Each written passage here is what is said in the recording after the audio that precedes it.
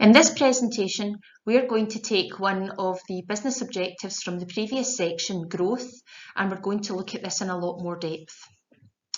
So our learning intentions are going to be able to determine reasons why businesses want to grow, to distinguish between internal and external growth, and to be able to discuss the different types of external growth. And by the end of this unit, we'll be able to determine reasons why businesses want to grow. We'll be able to distinguish between internal or organic and external growth, and we're going to be able to discuss the different types of external growth that businesses can undergo. So the first thing is, why do businesses want to grow? And there are a large number of reasons for that. Some of them are on this slide. Growth reduces the risk of failure. So if a business is larger, then it's less likely to fail. It's going to increase profits, more branches, more business, it's going to increase the profits because you'll have more sales.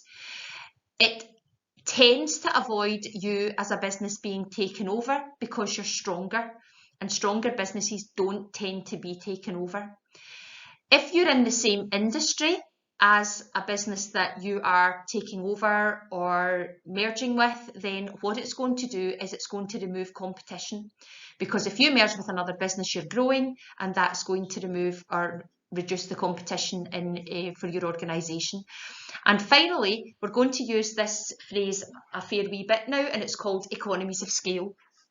Now, what economies of scale means is that businesses are trying to reduce their average costs, that's the cost per unit of the products, through doing things like bulk buying. So, for example, instead of buying small amounts of raw materials, you're able to buy the raw materials in large quantities, which gives you a bit of a discount. It might also be that, as far as things like training are concerned, instead of sending one person in a course, you can send a large number of people to be trained at the same time, and that's going to reduce the cost per person trained. So this term, economies of scale, really just means reducing the cost per unit of the product that you're going to sell. First and foremost, we're going to look at internal growth. Now, another name for internal growth is organic growth. And this is where the business grows on its own. It can be done in a number of ways. For example, launching new products or services. So you may be going into different areas. We call this diversifying. You're going to launch new products or services. You can open more branches of your organisation. You can introduce new ways of selling your product, for example, through e-commerce. You could hire more staff. More staff is going to give you the capability of being able to produce and sell more. Increasing your production capacity, for example, opening up more factories, etc. Or you can sell your products to different market segments. Now, we saw quite a lot of this during the recent COVID outbreak, when companies like Diageo, who are normally selling alcohol, tended to turn to things like selling hand sanitizer, because hand sanitizer has a lot of alcohol in it. Another big one are things like cocktail making companies, who predominantly sell to bars and restaurants. Bars and restaurants were closed, so what they could do at that stage is they tried to sell to the normal consumer. So these are examples of selling to different market segments. Now, the different methods of growth we're going to look at in turn, and they're on this next slide. So I'm not going to read through these just now, because these are going to be talked about in greater detail on the following slides. So the first one we're going to look at are mergers. And mergers are where two firms join together by choice to form one large company. The company normally either has a completely new name altogether, or a combination of the original names of both companies. For example, Halifax and Bank of Scotland merged, and they are now called HBOS, as you can see from the little logo at the bottom right hand side of the screen. So the advantages of mergers, there are many of them. Some of them are here on the screen. Market share and resources are shared, increasing profits. So that means then that you've not got the same, you don't have to have double resources, you can actually pull your resources together, and that means you're then able to have less resources running, and you can increase your profits. Sell off the ones that you maybe weren't using before as well, that you'll not be using now. Economies of scale can be achieved, so reduced cost per unit, remember that term from before. Each business has different areas of expertise, so you tend to find that when the two businesses merge, they can cover different parts of the market. So that's really good, because that's going to get you more custom. A merger is more amicable, which means your staff are less likely and I say less likely because not totally unlikely to be annoyed, but they're less likely to be annoyed or upset at this because the two businesses are doing this as a joint effort. And you can overcome barriers such as strong competition. In other words, you're actually becoming bigger, so you're actually reducing the competition in the market, and you're actually stronger to hold off that competition. However, customers may dislike changes a merger can bring. Things can be different, the ways they operate can be different, and it maybe takes customers quite a long time to get used to that, so that can be a bit of a problem.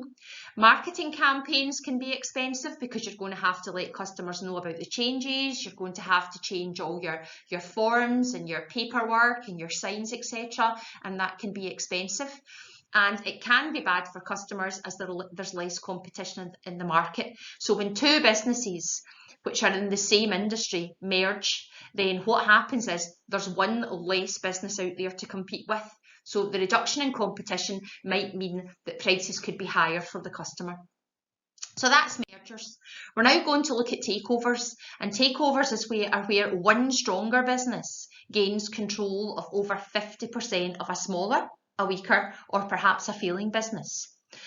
Now, advantages of this: the buying business gains the market share and resources of the taken over business. So when you take over a failing business or a weaker business, then you've got their market share.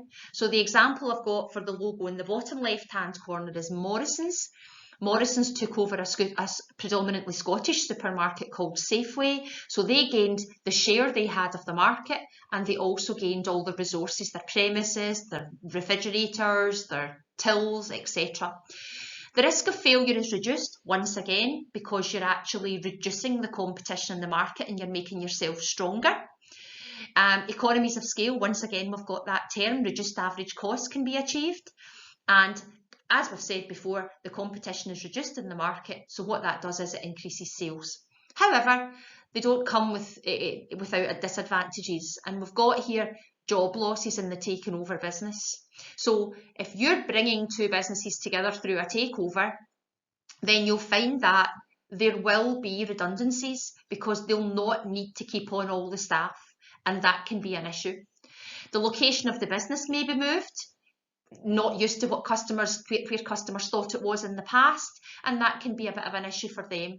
Less competition, as we mentioned before with mergers, it's the same here. Less competition could mean higher prices for the customer, which can be quite off-putting. A change of name can also be off-putting because the taken over business, the business doing the taking over will now have their name, and it might be something customers are not used to, and it can be quite off-putting for them. And finally, acquiring another business can be very expensive. So on this next slide here, there is a video here from Tutor2You, which is a really good website that we use, predominantly set up for GCSEs and A-levels, but it's still a really good link for you to have a wee listen to a video on mergers and takeovers.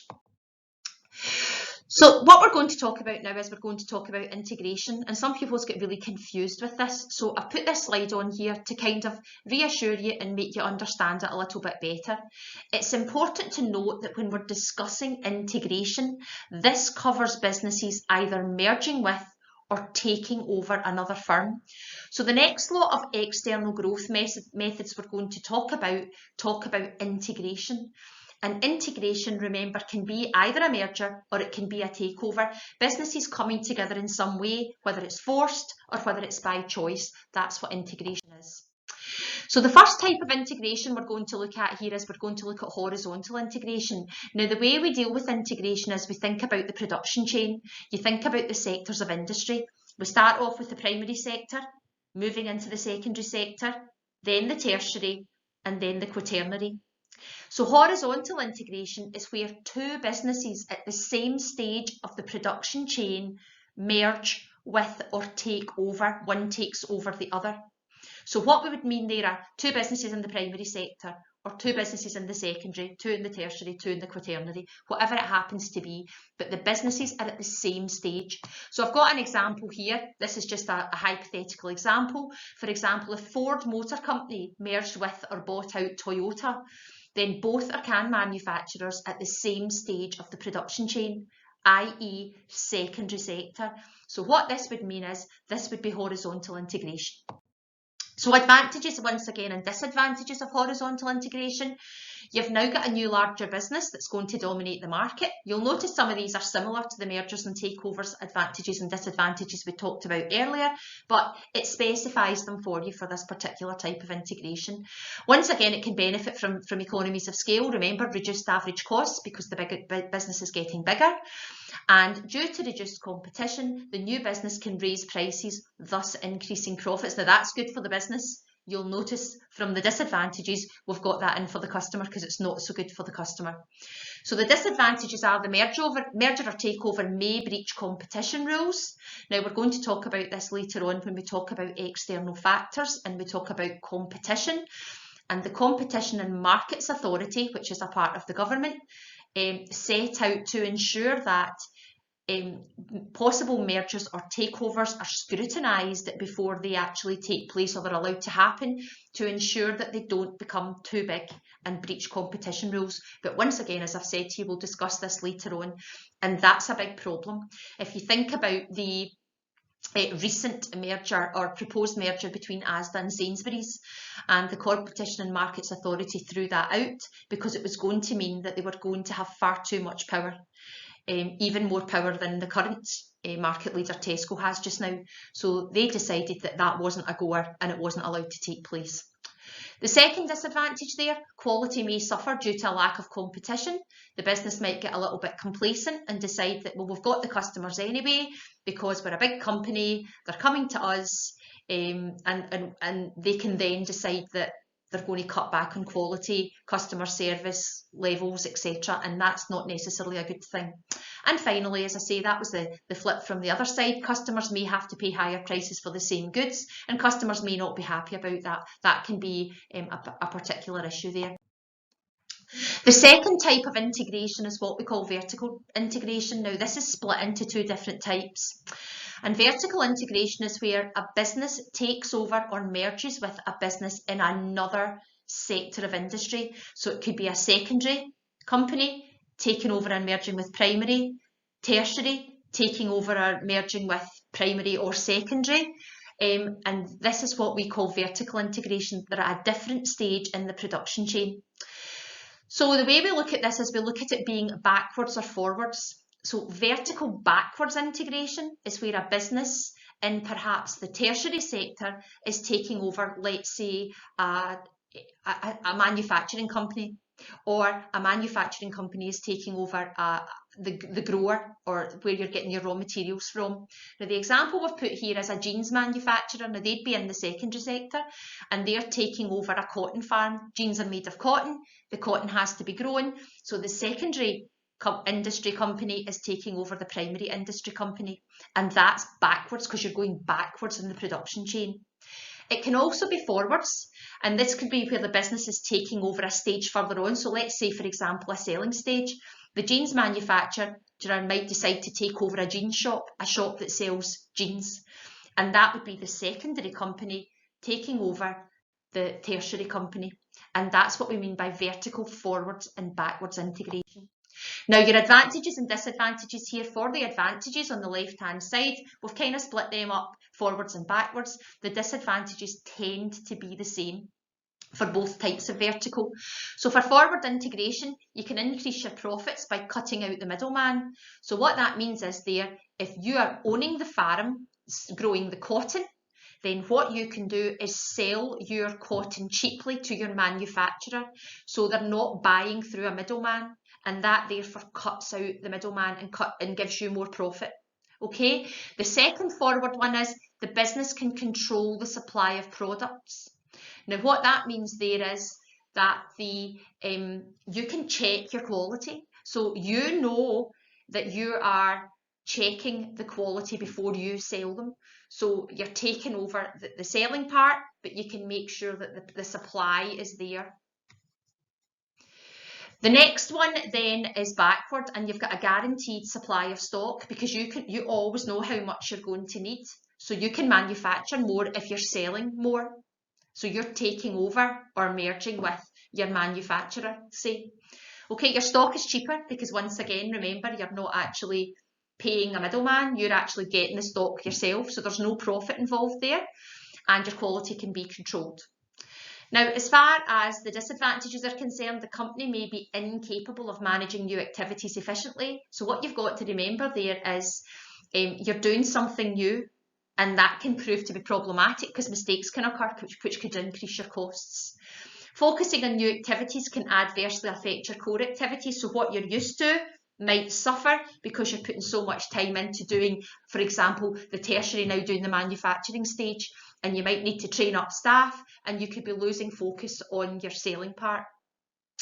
Another problem is monopolising markets may have legal repercussions. If you're actually taking control of the market for, let's say, the jeans, for example, from the growth right through to the selling, then that might mean that you would be referred to the Competition and Markets Authority, the CMA, as I mentioned earlier on. Now, once again, another little video here from YouTube on integration, just to give you a little rundown on what we've talked about there for vertical and horizontal. Now, this particular type of integration is called lateral integration, the next type. Now, this occurs when two organisations merge, or one takes over the other, as I've said integration is, at the same stage in the production process. Now, what makes this a little bit different from horizontal integration is that with lateral, the products are related in some way, but not in competition with each other.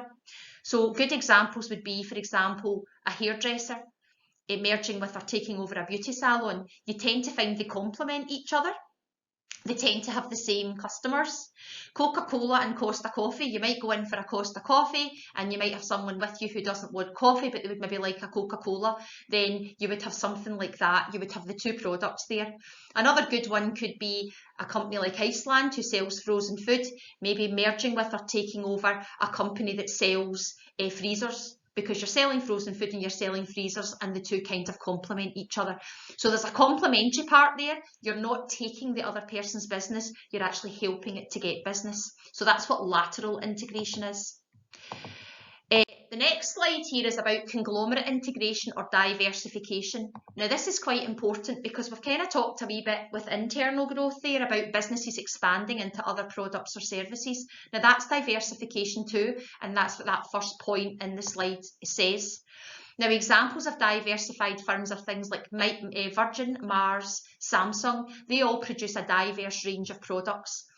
Now, what we have to stress here is it can occur, as I've said to you, internally and externally, and this is really important when you're answering an exam question, because if you're talking about external growth, you can't talk about existing businesses diversifying into new products of their own accord, because that's organic or internal growth. So you need to be really careful here that you're looking at the question before you answer this diversification or conglomerate question, as it could be. So it's important to note it can occur both internally and externally. Internal diversification is when an organisation expands its product range without the help of another firm. They just come up with new products and decide to sell them. For example, Mackey's originally sold ice cream. They then decided to diversify into selling crisps, popcorn, even Mackies, they sell bags of ice now. Now that's them doing that of their own accord. External diversification is what we call conglomerate integration, and that's when an organisation merges with or takes over another firm which is selling entirely different products or services, thus expanding its product range. So if you think of Virgin took over an airline, Virgin took over a bank. These are examples of Virgin expanding into a different product range with the help of another business. So it's when two businesses merge with or take over, one takes over the other, and they're selling completely different things. That's what we call conglomerate integration. Other good examples of this are two companies called P&G, Procter & Gamble, and Unilever. And Procter & Gamble and Unilever go around buying up businesses that sell completely different things. You can have a wee look at them. We actually did a class task on that, and you can see the different range of brands and products that these companies sell. Advantages and disadvantages of conglomerates then.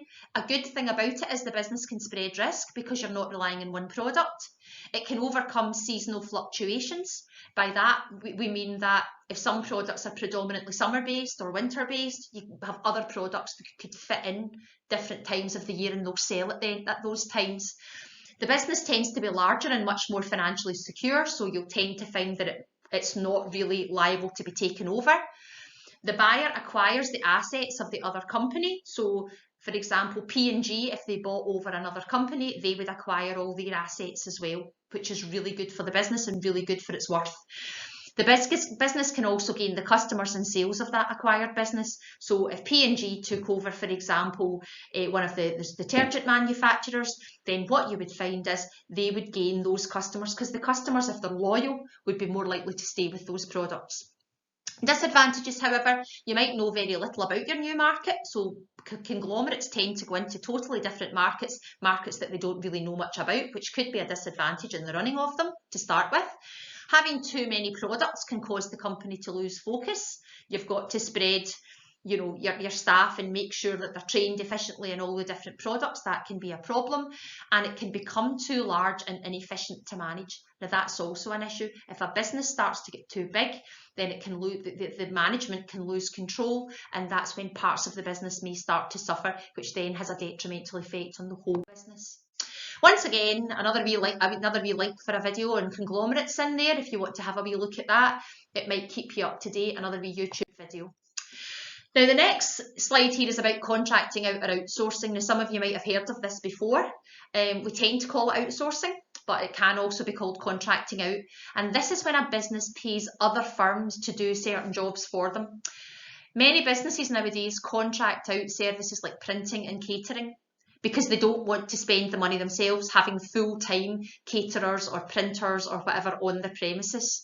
A number of companies tend to outsource their customer service facility. For example, BT, Vodafone, etc. They outsource their call centres because they don't want to be paying staff themselves to do that. So you tend to find they pay an outsourced company to deal with screening their calls for them.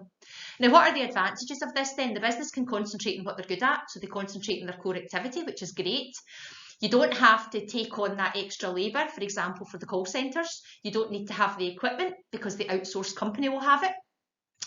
There tends to be a higher quality work done. Some of us may disagree with that when we talk about call centres, but there tends to be a higher quality of work done because these guys are supposed to be specialists. The outsourced business might be cheaper. It tends to be, we say that it tends to be more expensive, but it could be cheaper for you in the long run because you've not got all the labour and equipment, etc., and you're only using them when you need them. And it would save costs on idle staff and machinery. So if you think at certain times of the year businesses are perhaps printing brochures, etc., what do the staff do for the rest of the year? And that equipment on making those brochures, etc., professional will be sitting doing nothing, and it seems a bit of a waste of money. So you're saving those costs because you're outsourcing. Disadvantages, however, when the work is being outsourced, you've not got the same control over it, so that could be a problem. Communication needs to be clear to the outsourced company as to what you actually want, so they do it properly.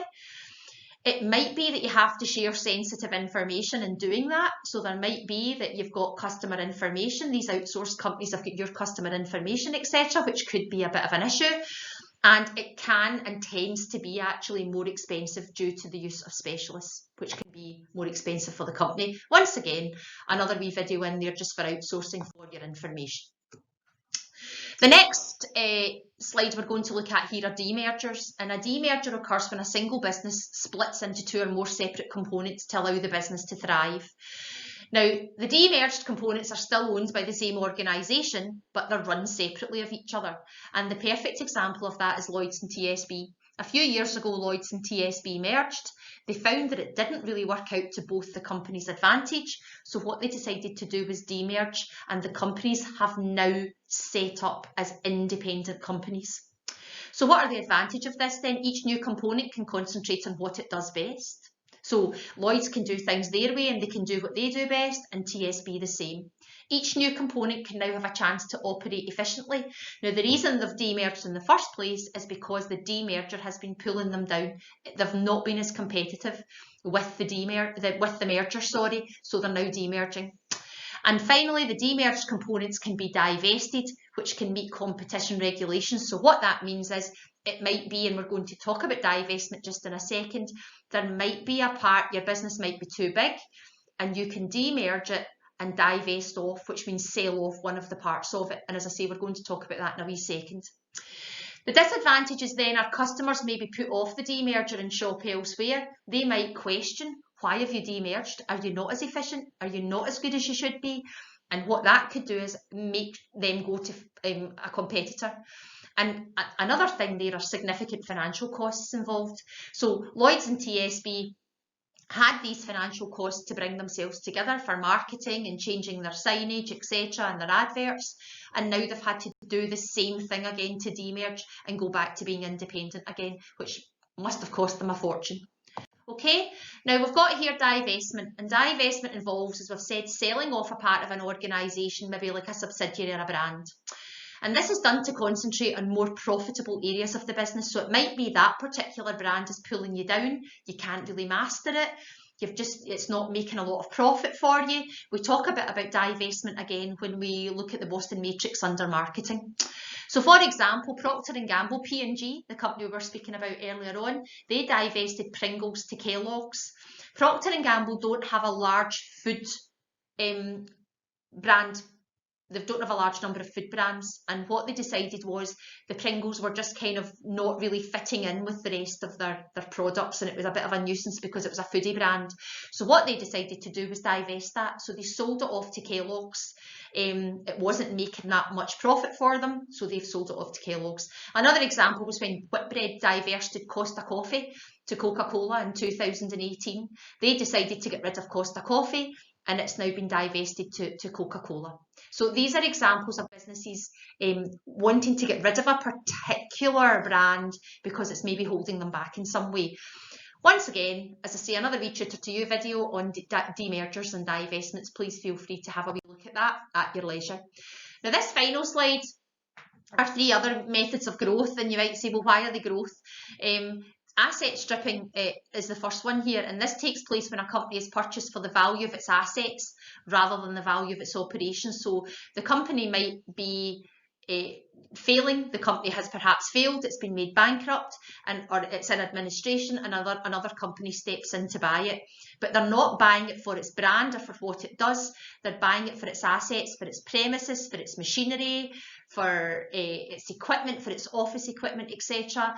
And that's what the company is doing. They'll negotiate a price for actually stripping the assets of the business. And what they'll do is they might then sell them off for a profit, or they might keep them and use them themselves. That's asset stripping. So what does it do? More assets allows the business to grow. The second last one here is a management buyout. Now buyouts and buy-ins are quite similar, so you've just got to be careful that you can understand the difference between them. A management buyout is when a group of managers come together to buy the business from its existing owners. Now, these guys are coming from inside the business. So these are a group of employees or managers who work inside the business. And what they have done is they've decided to buy it out. Now, an example of this was when Michael Dell from Dell Computers, he bought Dell Computers after selling it in the past and just going on to manage it. So he sold the company off. The company wasn't being run properly, or they were in financial difficulties. Michael Dell was a manager and he decided to buy out the company again. A hypothetical example would perhaps be, for example, Arnold Clark. And Arnold Clark's got a lot of branches with branch managers. And if Arnold Clark was looking to sell off, or the business was starting to struggle, if the main board were wanting to do that, then what could happen is a group of managers from the different branches could come together and buy out Arnold Clark, muster up the capital to try and buy out the company. Now that's a hypothetical example, but it kind of gives you an idea of what could happen. Buy-ins, on the other hand, are when the team comes from outside the business. So it could be a management team from another company who are specialists, management specialists, maybe not in that particular company, obviously, but they've got management skills and they would be buying into the business from outside. And an example of that is when the AA underwent a management buy-in in 2014 from an external consortium of managers. So the managers came from outside to start running the AA. So that's a buy-in. They're coming from outside the business to buy in. Now there are a lot of growth examples here, but what's really good about this is if you get a good 8 marker in growth and it's a very general question, then you would have so much to write on this. So please make sure that you've got lots and lots of information on growth, just in case that wee 8 marker comes up. You could also be asked to distinguish between 2 types of growth, so you have to have a good insight into it. Okay, thanks very much.